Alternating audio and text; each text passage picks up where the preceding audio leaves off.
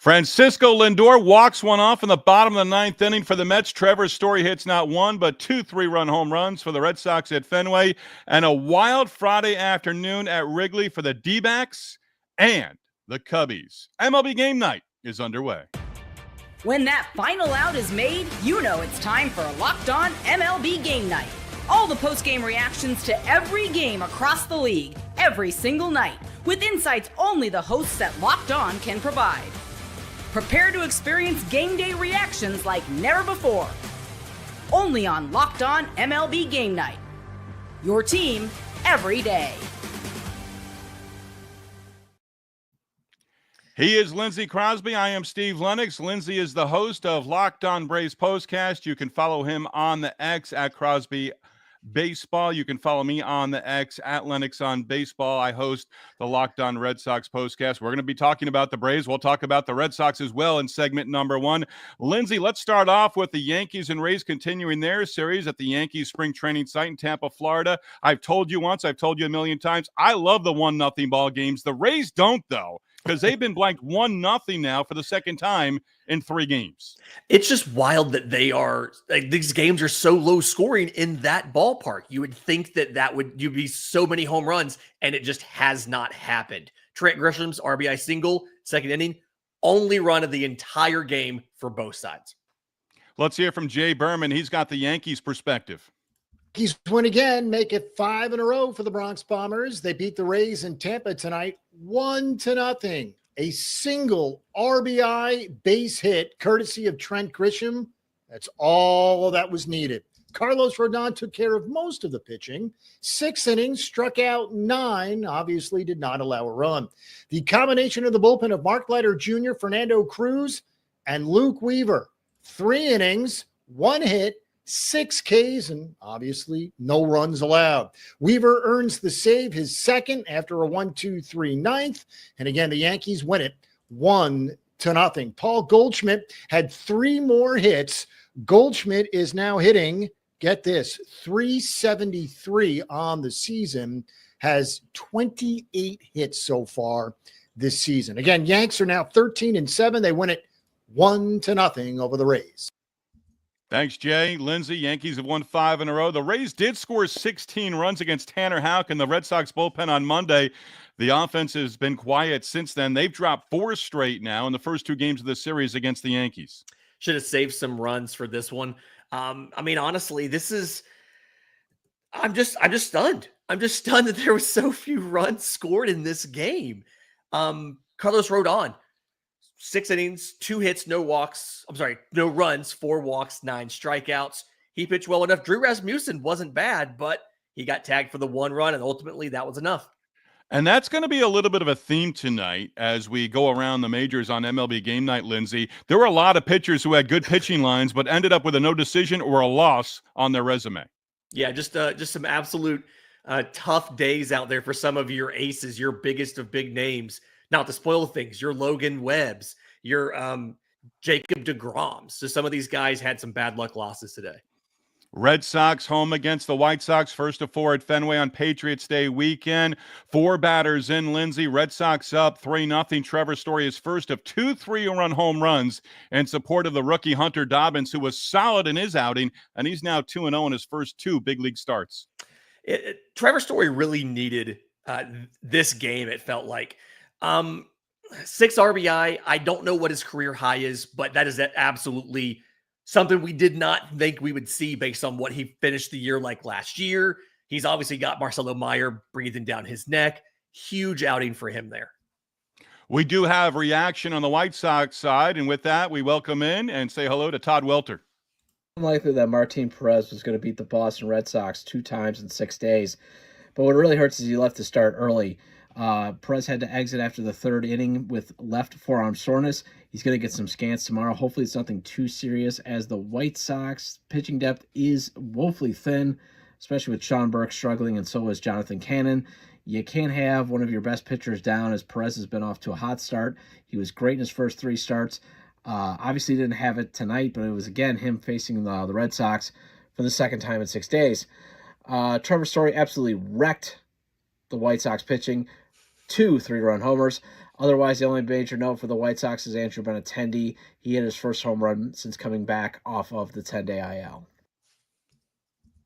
All right, Todd, thank you very much. White Sox have lost 5 in a row now, 0-7 on the road. He mentioned Andrew Benintendi, the former first-round draft pick by the Red Sox organization. He homered, and he's got more home runs at Fenway Park than any other ballpark. Makes a lot of sense, but the Red Sox are actually set up real nice for this series now, taking the opener, using 2 relievers, and they've got Garrett Crochet. I'll be interested to see how the White Sox approach their former teammate who took a no-hit bid into the 8th inning in Chicago last weekend. And it feels like everything's working for the Red Sox so far in this first game. I mean, Rob Refsnyder gets the rare start, has 3 hits in the game. So I don't know how you would attack Garrett Crochet. Obviously, what they did last time didn't work. Really curious to see kind of how this goes, but I'm thinking it's going to be another Red Sox victory in the next one. So that's a 4-game series. They wrap it up on Monday, Patriots Day. They'll start, I believe, the first pitch scheduled for 11:05 a.m. Eastern time in Boston. Cardinals, Mets continuing their series at Citi Field on Friday. Mets took the opener. Lindsay, Brandon Donovan, home run in the 9th inning against Huascar Brazoban. That tied the game at 4-4. It set up the bottom of the 9th inning, and the heroics for Francisco Lindor. Yeah, first time Francisco Lindor's got a walk-off home run as a member of the New York Mets. He's had 3 walk-off home runs in his career. This is his 5th walk-off with New York, but the first home run. Very first batter that comes up in the inning. Brazoban ends up taking a blown save and a win. You always love seeing that weird stat line. And for the Cardinals, I mentioned Donovan, the home run in the top of the 9th inning. Now 25 hits during a 14-game hit streak. We get the Cardinals' perspective as we welcome in JD. Another heartbreaking 1-run loss for the Cardinals. Hey, it's JD from Locked On Cardinals. And 3 pitches was all it took for Ryan Fernandez to get burned again. Mere minutes after Brendan Donovan hit a game-tying home run in the top half of the 9th, Met shortstop Francisco Lindor ripped the 3rd pitch that he saw into the seats in right field for a walk-off 5-4 victory for New York. Miles Michaelis lasts just 4 2/3 innings. He gives up 2 runs on 5 hits. The bullpen was iffy on Friday. Cal Leahy gives up a game-tying home run to Mark Vientos, who's becoming a real Cardinal killer. Jojo Romero, only a 1/3 of an inning, walks 2. And I think it's time to have a discussion about Fernandez, who has allowed a hit or a run in 8 of 9 appearances this year. The ERA is now at 9, and he struck out only 4 hitters. He performed well last year, but 2024 is long gone, and right now he's become a liability in this bullpen. The Cardinals are now 1-7 on the road. For the latest updates and info, be sure to keep it Locked On Cardinals. That's JD with the Cardinals' perspective, and Lindsay mentioned the road record, and they're not playing in front of a lot of fans at Busch Stadium right now when they are home in St. Louis. It almost feels like a road game when you're at home. Yeah, this is something, they did that weird thing they do sometimes where Lars Nootbaar has been one of their better hitters this year. They sit him down. They go with the defensive outfield, Victor Scott in left, Michael Ciani in center. Does not work out. Those guys combined to go 0 for 7 with 3 strikeouts in this one. Nootbaar does get a pinch hit appearance late, but just interesting usage of their pieces, and it does not work out for them at all in this one. So again, the Mets have taken the first 2 games of that series. It continues at Citi Field on Sunday, or Saturday rather. Yeah, and getting to the Reds and Orioles real quick in this one. Reds 8, Orioles 3. Andrew Abbott is what stood out to me. He's now 2-0 on the season, 6 innings pitched, 1 run, 1 walk, 11 strikeouts. And the Orioles finished this game with just 4 hits. Now, 2 of them were home runs. Cedric Mullins homers, Heston Kjerstad homered, but just the Orioles seem to struggle with putting all of this together and getting these consecutive wins in what is a very, very competitive AL East. 24 runs, 33 base hits at Wrigley Friday afternoon. In the end, the Cubs are able to call it a comeback against the Diamondbacks. We've got details next. This is Locked On MLB Game Night. And we are presented by Upwork. Scaling your business requires the right expertise at the right time. With Upwork, you can find specialized freelancers in marketing, development, design, and more, experts ready to help you take your business to the next level. Upwork gives businesses flexibility by connecting them to top freelance talent across multiple industries, including IT, AI, web development, and marketing. Whether You need extra hands for a project or a long-term partner. Upwork makes hiring simple and affordable. If you need help with a marketing campaign, Upwork can connect you with a freelance expert who delivers incredible results. Posting a job is free and simple, and within a day, with multiple qualified candidates to choose from. Instead of hiring full-time, Upwork helps you find affordable, top-tier freelancers to scale your business efficiently. Visit Upwork.com right now to post your job for free. That's Upwork.com, Upwork.com, to connect with top talent and grow your business today.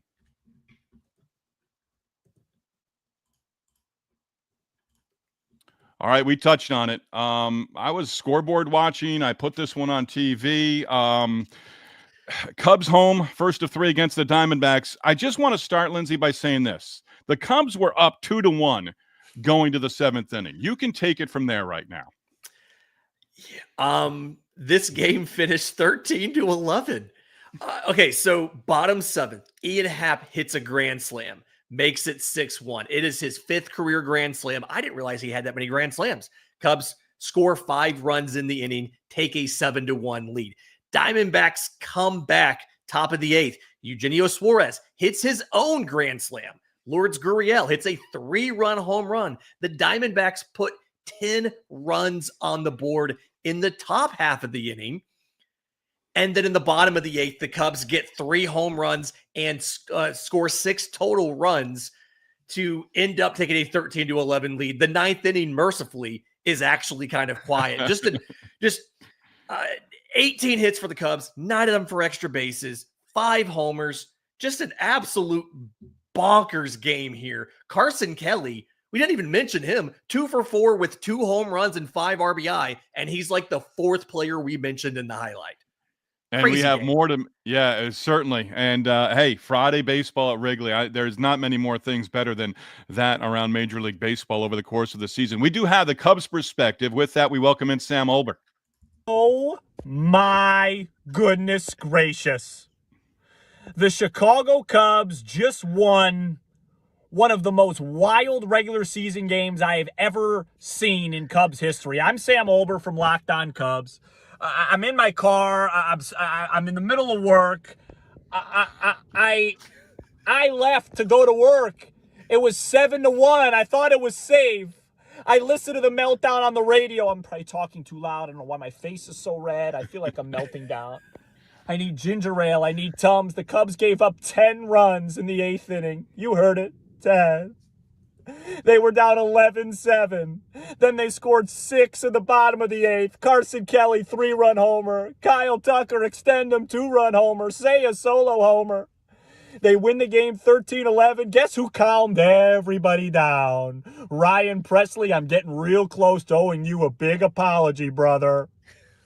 I don't know what to say. I'm going to have a full recap of this game, a bonus episode, audio only tonight when I get home, covering it all because it was truly one of the most wild games I've ever seen. Right now, my initial reaction is most Cubs teams we've watched find a way to lose this game. They came back to win. They got to fix the bullpen. They got to figure out how to get guys like Jordan Wicks to just be competent. But Kyle Tucker might be the difference. Carson Kelly sent him to Atlanta to the All-Star game. I don't know what to say. I got to go back to work. Sam, you are too young. And first off, shame on you for going back to work. Call in, come on. But he's too young, Lindsay, for me to go to the Tums. But hey, you've got to have a strong stomach if you're a Cubs fan. Yeah, I mean, he mentioned the bullpen in there. They go through 7 relievers. Wicks, 3 runs on 3 hits, does not record an out in the 8th inning.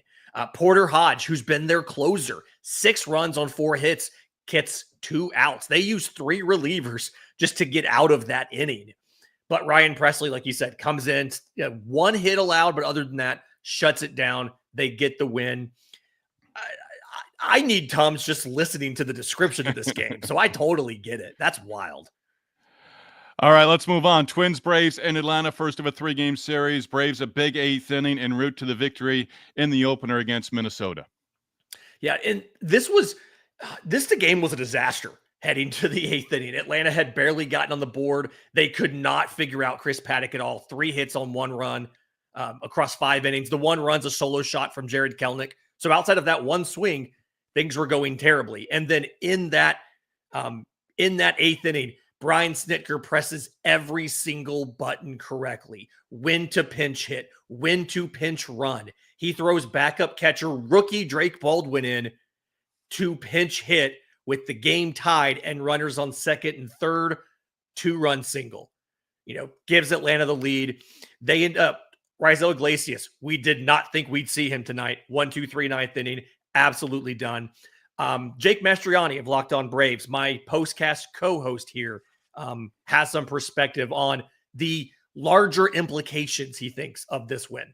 Could this be the game that we've been looking for? The Atlanta Braves win one late over the Minnesota Twins on Friday night at home. Jake Mastriani here from Locked On Braves, and it was good looking like it was going to be another dreadful performance by the offense. They only had 1 run through 7.5 innings, and then they explode for a 5-run 8th inning without the aid of a home run. Before that, their last 5 runs scored were all on home runs, all solo shots, and in that 8th inning, they score in many different ways.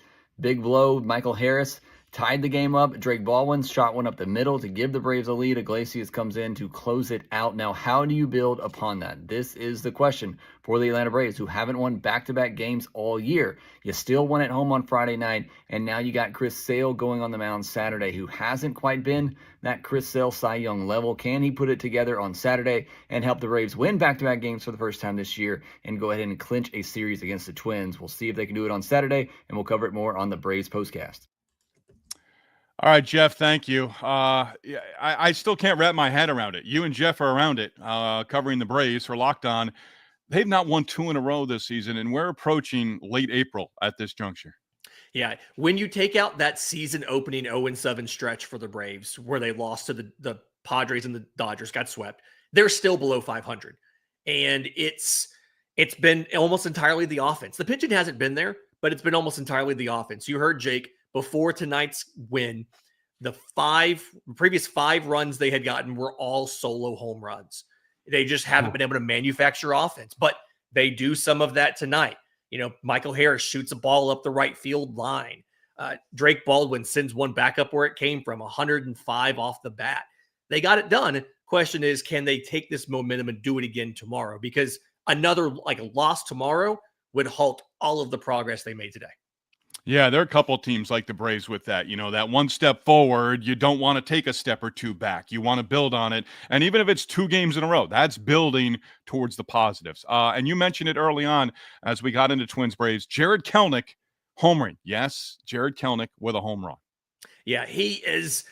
He was lucky. The Braves activated Alex Verdugo on Thursday. And everybody thought that Kelenic was going to be the one that would go down to AAA. He's also a lefty hitting outfielder, but they sent Brian De La Cruz down.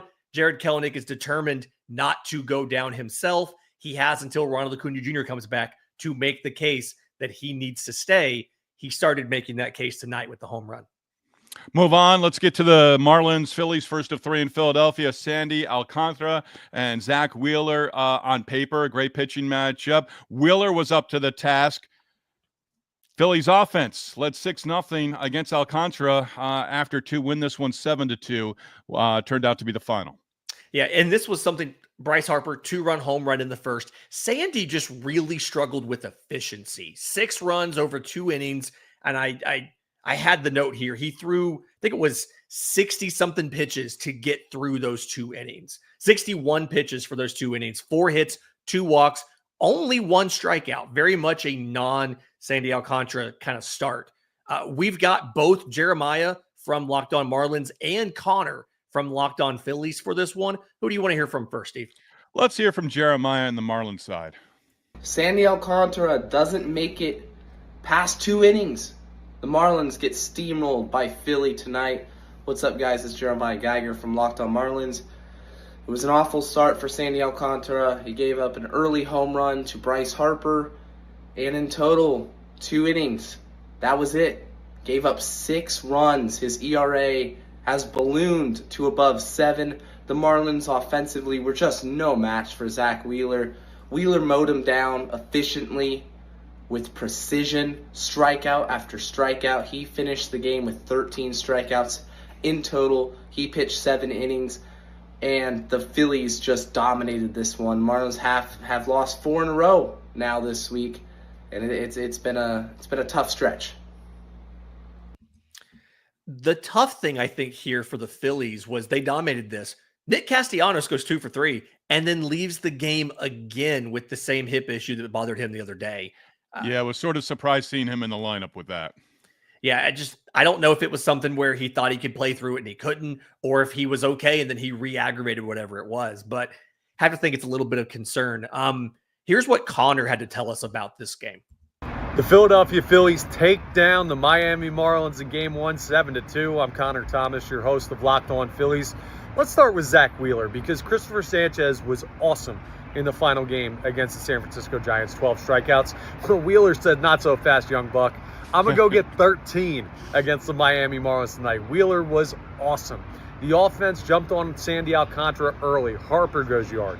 Schwarber goes yard. I mean, this is what you think the Philadelphia Phillies can be when they're at their best. Great offense to get on you quick. Great pitching to hold it down. I mean, this was just an awesome, awesome game for the Philadelphia Phillies, and this is why you always got to think this team is going to be okay in the long run, because more often than not, the talent is going to win out. And tonight, the talent won out. So, a great start to the series and an opportunity to win it tomorrow with Taijuan Walker on the mound, but also you can get Jesus Luzardo to win it on Sunday. They're in a great spot in this series. We'll talk to you on Monday on the next episode of Locked On Phillies. Yeah, as Connor mentioned there, Taijuan Walker goes Saturday, have a chance to clinch the series, and he's pitched very well for the Phillies so far early on in the season. See if he can keep it up. Yeah, and it was terrible year last year for him. He started the year really good, had a little bit of a stumble one of his times out, but for the most part, handled Colorado well, handled Atlanta well. They have to hope he is that guy who can do that again tomorrow. Tomorrow. It's so late right now, Steve. Instead of what he did last season, where they had to put him in the bullpen as the most expensive reliever in baseball. Astros home against the Padres, first of 3 in Houston Friday. Cam Smith, 3-run home run in the second. That put Houston in front for good. Smith's second home run of the night. That in the 4th inning. Solo shot putting the Astros up 5-2. Again, they went 6-4 against the Padres, who will take the field Saturday looking to avoid a second straight loss for just the second time this season. Yeah, and looking at the Giants and Angels, 2-0 victory for the Angels. Something I feel bad for Logan Webb. We talked about this early. 6 innings, 4 hits, 2 run, only 1 of them earned, no walks to 12 strikeouts, and he takes the loss because the Giants can't give him enough run support. Tyler Anderson on the other side, 6 innings pitched, 3 hits, no runs, strikes out 6. These pitchers combined for 18 strikeouts and 2 walks in 12 total innings. But Kenley Jansen gets save number 452. Zach Neto comes back, goes 1 for 3 with a run and an RBI in his first game back from the injured list. And Joe Adell, batting 9th, playing center field, goes 3 for 3 for the Angels. You really, they have to be happy with how the start to this season has gone. They have a winning record, 10-9. They're second place right now in the AL West. Nationals, Rockies with new hitting coach Clint Hurdle, their former manager, taking over now. He's going to have to wait another day to try to get those bats going, and the Rockies will try to snap a 6-game losing streak with the first game of the series on Saturday as they got rained and snowed out in Denver for the series opener. Nationals and Rockies will play a split doubleheader on Easter Sunday. Yeah, and then real quick, Athletics and Brewers. Brewers 5, A's 3. The big story for me here, Freddie Peralta. 5 innings pitched, 7 hits, no runs, 1 walk to 5 strikeouts. I don't know why Freddie Peralta is all of a sudden an ace, but Freddie Peralta is an ace. And it gives the Brewers the big concern we had going into the year was, do they have enough top-end pitching to hang with the best teams in baseball? If Peralta keeps pitching like this, they might. Dodgers Yamamoto getting the better of the Rangers and DeGrom. Jeff Snyder has our Dodgers recap on the other side. But first, today's episode is brought to you by our friends at Supply House. Get the supplies you need from the site that's made for the skilled trades, Supply House. Whether you're in plumbing, HVAC, or electrical, Supply House is the reliable way to order products online. Their easy-to-use website is packed with helpful resources and the latest product info to help you get the job done right. Plus, with a complete inventory of over 200,000 parts, From 400 plus top brands, you'll find exactly what you need delivered fast from coast to coast. So join the Trade Master program today at supplyhouse.com/TM and start ordering plumbing, HVAC, and electrical supplies with just a few clicks. Plus, use promo code SH5 for 5% off your order. That's supplyhouse.com.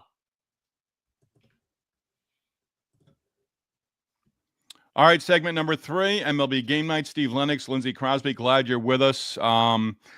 Dodgers, Rangers in Arlington, Yamamoto and DeGrom, and a 3-0 game. And you touched on this, and it's a great line. DeGrom pitching like he used to be with the Mets, of getting little or no run support.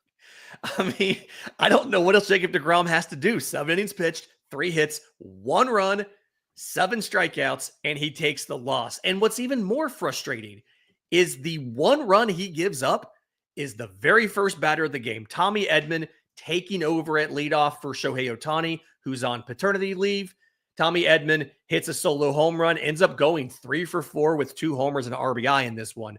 But that's the only runs DeGrom gives up, and he takes the loss because the Rangers can't seem to scratch one across. Shohei Ohtani's away from the team. His wife expecting their first child, so he's on paternity leave right now. But, you know, Tommy Edman's not going to win a team MVP or a National League MVP award, but there's got to be some sort of award and trophy for Tommy Edman at the end of the season, because he's off to a great start. He's just the kind of guy, you need guys like Tommy Edman when your payroll is absolutely through the roof, like the Dodgers, but he just puts up solid numbers in that lineup. The dude's a ball player. Like, that's like the best compliment you can give. He can play second, he can play short, he can play center field, he can steal bases, he's a good defender, he can hit home runs, he does everything for you. And you're right, guys, these guys don't win MVP from the league, but they absolutely should get recognized by their teams. All-star, if he continues. They're going to have a ton of them. He's batting .288 with a .926 OPS. He may have to be in a utility spot. He may not qualify any one position, but he absolutely deserves one if he plays like this. Hey, I like that, because now he can come off the bench. I said it last year with the Red Sox, and I still pat myself on the back for this, because Red Sox fans weren't voting for Jarren Duran. And I said, you know what? You don't want him as a starter. Let him come in middle of the game, defensive replacement, get that at bat. Boom, he's the MVP. I'm not predicting Tommy Edman MVP in Atlanta in July, but he keeps going. He's going to be deserving. Let's hear from Jeff Snyder, Locked On Dodgers. Yoshinobu Yamamoto isn't just the best starting pitcher on the Dodgers. He might be the best starting pitcher in baseball. What's up? It's Jeff from Locked On Dodgers. Dodgers beat the Rangers 3-0. Tommy Edman hit a leadoff home run, first batter of the game, second pitch of the game, and that was all the Dodgers needed. They did get 2 more insurance runs at the top of the 9th, but all they needed was the one, because Yamamoto went 7 innings, struck out 10, 20 swings and misses, a career high, tied his career high in strikeouts. Just an absolutely dominant performance. The splitter was unhittable. The curve was great. He threw the slider. That was great. Fastball was great. Everything about this was great except the umpire. And Yamamoto didn't need it. He got the swings and misses. He didn't need bad called strikes for the umpire like the Rangers pitchers did. Either way, Dodgers win. Max Muncy, some solid defense in the 9th to help Tanner Scott get his 7th save of the year. But Yamamoto was the story of this game. Be sure to check in with Locked On Dodgers every weekday morning. We'll be live Sunday night to talk about this performance from Yamamoto and a lot more, so check it out. And as Jeff said there, Lindsay, I mean, you can now make a case for Yamamoto. He's up there as one of the best pitchers in baseball, but I love having that argument almost on a daily basis. Hunter Green, Paul Skeens, whoever might be that ace who goes out there and gives you 7 or 8 scoreless innings and a terrific outing. I'm all for it. Yamamoto's ERA 0.93. I enjoy having the conversation of Yamamoto versus Skeens versus Green versus whoever else wants to step up and show that they are in that. Zach Wheeler, right? He's in that conversation too. I'm excited to have that conversation over the summer.